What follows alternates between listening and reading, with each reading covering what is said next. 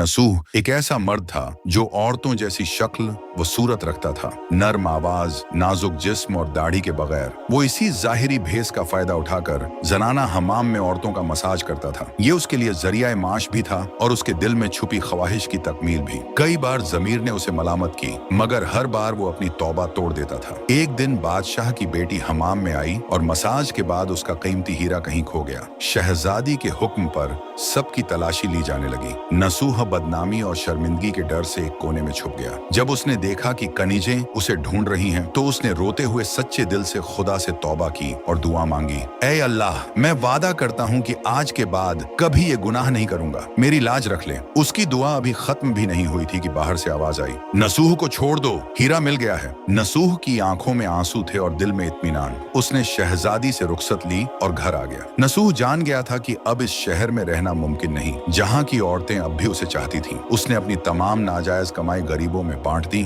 और शहर छोड़कर एक वीरान पहाड़ी पर चला गया। वहाँ वो अल्लाह की इबादत में मशगूल हो गया। एक दिन उसे एक भैंस नजर आई जो घास चर रही थी। उसने सोचा कि ये किसी चरवाहे की होगी और जब तक उसका मालिक न आए वो इसकी देखभाल करेगा। कुछ दिन बाद एक तिजारती काफिला रास्ता भूलकर वहां पहुंचा। प्यास की शिद्दत से निढाल ताजिरों को नसूह ने अपनी भैंस का दूध पिलाया और सबको सैराब कर दिया। नसूह के अच्छे अखलाकन से मुतासिर होकर ताजिरों ने जाते हुए उसे बहुत सारा माल बतौर तोहफा दिया। नसूह ने इन पैसों से वहां एक कुआं खुदवा दिया। आहिस्ता आहिस्ता उस कुएं के इर्द गिर्द लोग बसने लगे और इमारतें बनने लगीं।